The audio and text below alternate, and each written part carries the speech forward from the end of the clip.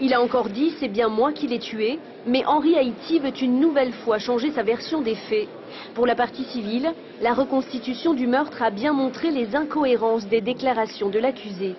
La version de M. Henri Haïti ne résiste pas à l'analyse et relève du pur roman. Donc la reconstitution me paraît avoir établi, entre autres, très nombreux éléments, parce qu'il n'y a pas que ça, que ce que dit M.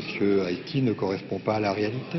Une version à laquelle les enquêteurs, ici avec le père de l'accusé, ne croient pas non plus. Car Henri Haïti déclare avoir été violé par Stéphane Ramine qui aurait tenu un fusil de chasse sous son bras pendant l'agression sexuelle. Le chasseur marquisien se serait ensuite endormi avant de reprendre connaissance et de tirer sur le touriste allemand. Si on parle de la reconstitution basée sur le témoignage d'Haïti Ariano, vous avez vu vous-même, j'imagine, les photos projetées au cours de l'audience et ça me paraît difficilement plausible. Pourtant, rien ne prouve que l'accusé n'a pas été violé.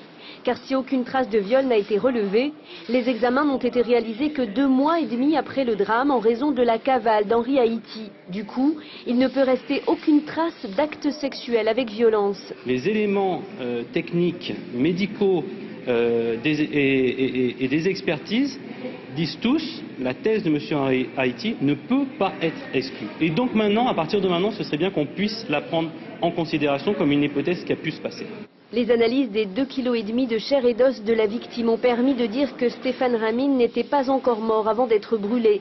Sa compagne a déclaré lors de son audition que le meurtrier présumé lui aurait dit pendant qu'il la séquestrait « Si tu payes, tu récupéreras Stéphane ».